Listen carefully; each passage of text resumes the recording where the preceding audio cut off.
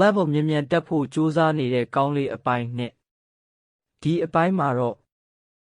မောင်မဲနေတဲ့အခန်းချင်းလေးထဲမှာ hashtag တယောက်ပြောရဲ့ကြောပြင်ကိုကြည်ရင်အံ့အားသင့်နေရတဲ့ဘောမသိအောင်ဖုံးကွယ်ထားရတဲ့အမှန်တရားတစ်ခုကတော့သူ့ရဲ့ကြောပြင်ပေါ်မှာ virus free ဆိုတဲ့ထူးခြားတဲ့စွမ်းရည်အသစ်တစ်ခုပေါ်ပေါက်လာတာပါပဲဒီစွမ်းရည်ဟာ Bell ရဲ့စိတ်ဆန္ဒပြင်းပြမှုအပေါ်မူတည်ပြီး web တက်နှုန်းကိုမယုံနိုင်လောက်အောင်မြန်ဆန်စေပါတယ်ဒါပေမဲ့ဒါကိုတခြားသူတွေသိသွားရင်Bill ဟာလောဘသားနတ်ဖျားတွေရဲ့ပြစ်မှတ်ဖြစ်သွားနိုင်တာကြောင့် hashtag ကဒီလိုဝက်ချက်ကိုရင်ထဲမှာပဲတင်စေထားဖို့ဆုံးဖြတ်လိုက်ပါတယ်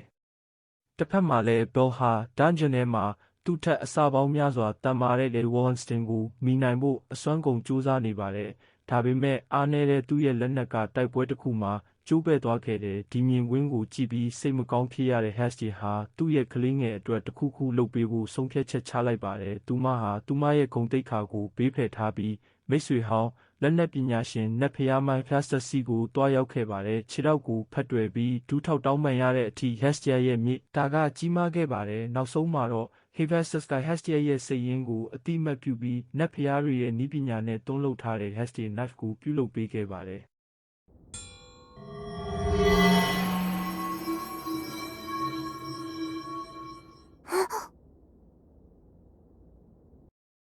ဆက်ရှိန်ကတော့ဒန်းဂျန်ထဲကနေမြို့ထဲကိုကျူးကျော်ဝင်ရောက်လာတဲ့ Silverback လို့ခေါ်တဲ့ဘီလူးကြီးကြောင့်မြင့်တက်လာပါတယ်။ Ball ဟာဒီဘီလူးကြီးရဲ့လိုက်လံတိုက်ခိုက်ခြင်းကိုခံရရင်လူအုပ်ကြားထဲမှာ hashtag နဲ့ပြန်ဆုံပါတယ်။အသက်လူပြေးနေရတဲ့အခြေအနေမှာ hashtag ဟာသူမယူလာတဲ့ဓာတ်အသစ်ကို Ball စီကမ်းပေးလိုက်တဲ့အစပိုင်းမှာတော့ Ball ကဒီဓာတ်ကအသုံးမဝင်ဘူးလို့ထင်ခဲ့ပေမဲ့ hashtag ကသူမရဲ့နက်ဖျားသွေးနဲ့ဓာတ်ကိုအသက်သွင်းပေးလိုက်တဲ့အခါမှာတော့ありがとうヘファイストス問題はどれだけベル君のステータスが上がっているのかဒါဟာအပြာရောင်လင်းနှန်းတွေထွက်ပေါ်လာပြီး Bell ရဲ့ stat နဲ့ထပ်တူကျသွားပါတယ်